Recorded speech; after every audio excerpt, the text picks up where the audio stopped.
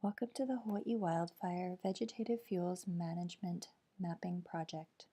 In this tutorial, we will be going over an easy method to digitally draw the location of vegetative fuels management activities using Google My Maps. This tutorial is intended to be a refresher for folks that have already attended one of our mapping workshops. However, if you've been unable to attend a workshop and would like to contribute to this project, please contact Hawaii Wildfire and we will email you a link to the mapping template and sign-in instructions, along with the data table field key document that you'll need in order to contribute the attributes for each of the shapes that you draw. So now that I've signed in and opened the link to my map, I'm going to navigate to the area that I'm interested in mapping. In order to move around the map, I can use the hand located in the upper bar, select it, and click and drag. I can also zoom in and out using the plus and minus in the bottom right, or using my scroll wheel.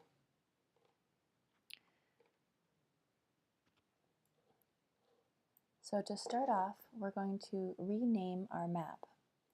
The naming convention that we're using is the island, the organization, and the first and last name of the contributor. So let me go ahead and fill this out.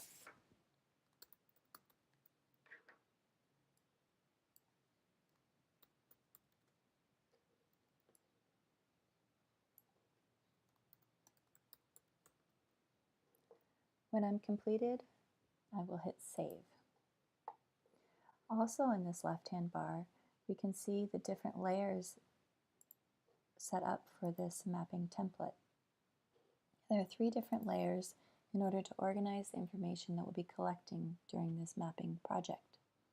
The first layer, which ends in boundary, is intended to represent the boundary of the management area that you'll be able to identify current activities within.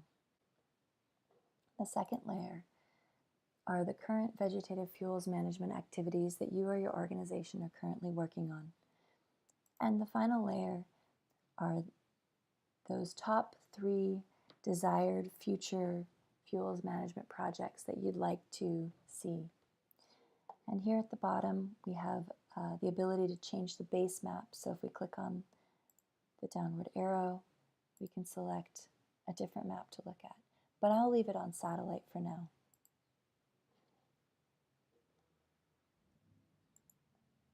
First, I'm going to start working in the boundary layer. And I'll rename my layer with the same naming convention of island, organization, first initial and last name, and I'll leave this boundary. So yours will look different than mine. And hit save. And I'm going to go ahead and do this for the other layers as well. So I'll activate the layer by clicking on it, and you can tell that it's active by this thin blue line. And then I'll click on the name and rename it. Again, leaving the last part of the layer so we can identify which one we're working in. And since we're renaming, I'll go ahead and do the last layer as well.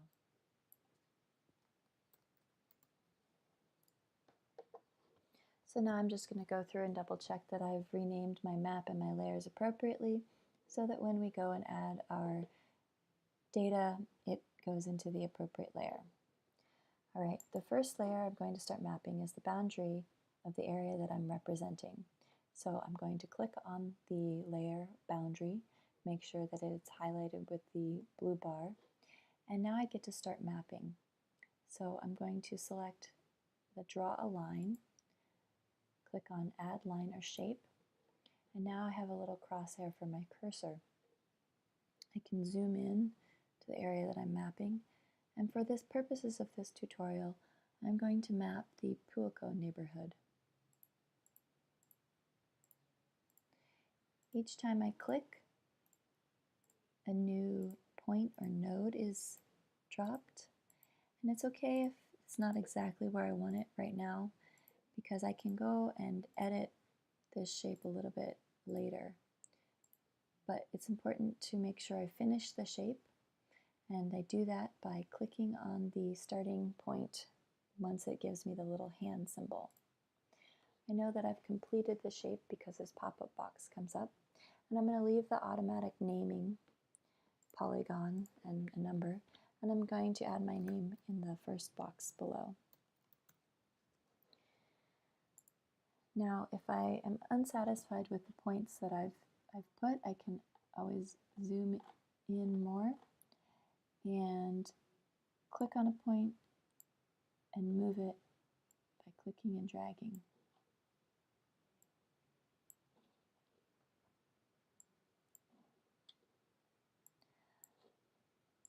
In addition, if I ever need to edit the point again, I can go over and I can click on it in the layer and click the pencil.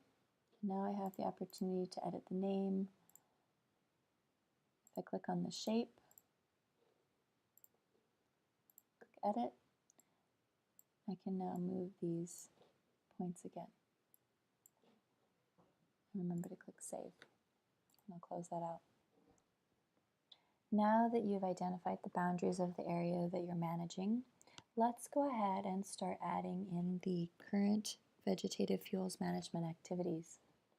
In order to do this, we want to make sure to select the appropriate layer, current, highlighted with a blue line, and then go up to the draw line, and I'll begin mapping. Now, I just put some points down, and I'm decided that I don't actually want to be mapping there, so I can just click the escape button on my keyboard and it will delete the started shape. So let me scroll out to the appropriate level. I'm going to start mapping the fuel break behind the Poco community. Again, it doesn't have to be exact. I can go ahead and edit these points later. And I can zoom in and out using my scroll bar.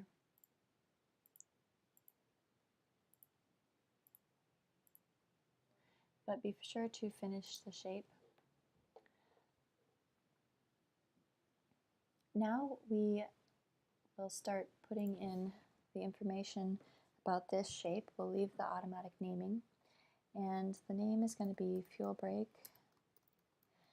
And to complete the rest of these fields, I'm going to need to refer to my handy data table field key, or attribute field key.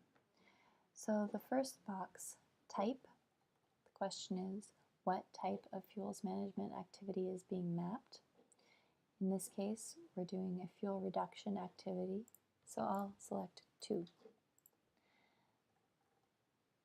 The next question, method. What is the method used for the fuels management activity? For this field, we can list multiple methods by adding a colon between.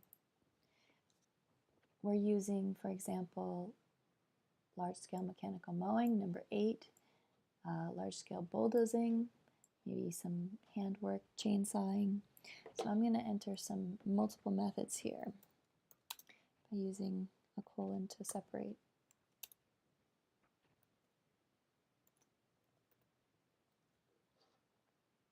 The next is design.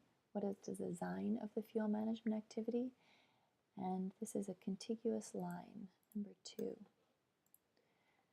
The reason, again, we can add multiple reasons why this fuels management activity is important.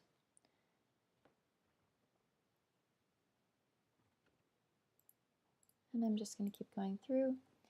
Current is what is the most current maintenance for this fuels management activity, and we'll enter it by month, year.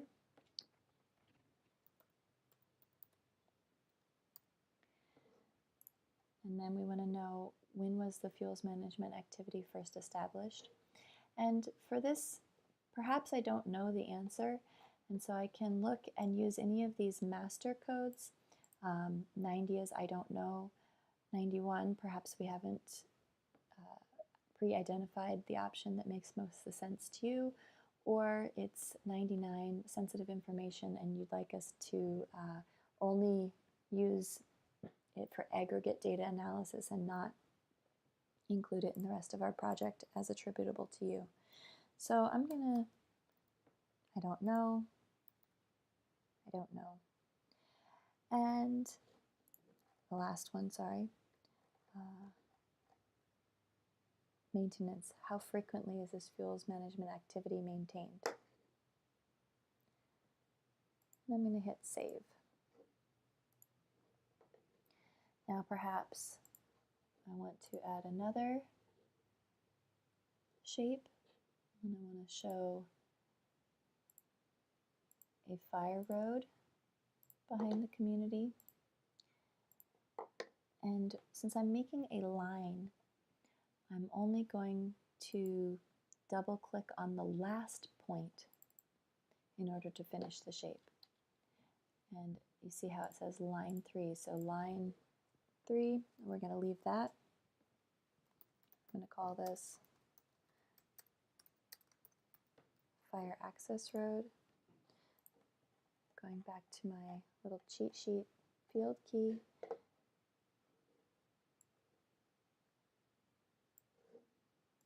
We'll fill this in.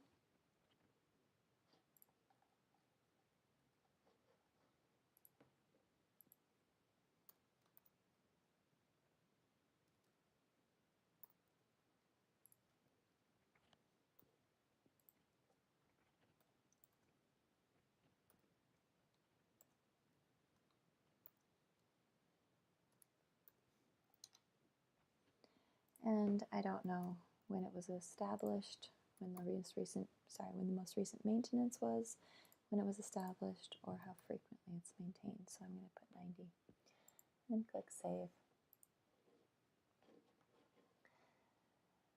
So you'll go through and continue to complete the current activities layer until you've mapped all of the activities that you're working on. And then we can go to this last layer, desired. And in this layer, we're going to map the top 3 desired fuels management activities that we'd like to see. So let me zoom out. And let's say, for example, I would like to see a fire mitigation corridor along our highways. Let me map, clicking the very start point to close my shape. And for this layer, we only have a few fields to fill out. Let me call this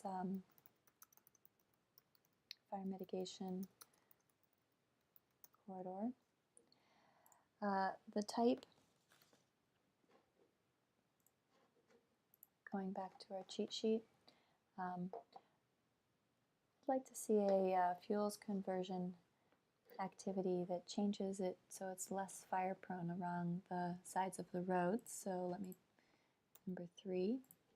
And then I go all the way down to reason, and perhaps because there's extreme fire weather condition there and municipal infrastructure like transportation is really important along the roads.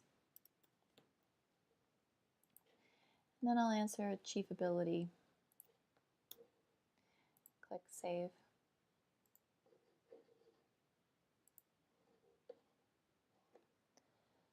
So now that I've entered all of my current activities, and let's say that I've added my top 3 desired activities as well, we can go in and click on these 3 vertical dots to open data table and just have a look and double check our entries.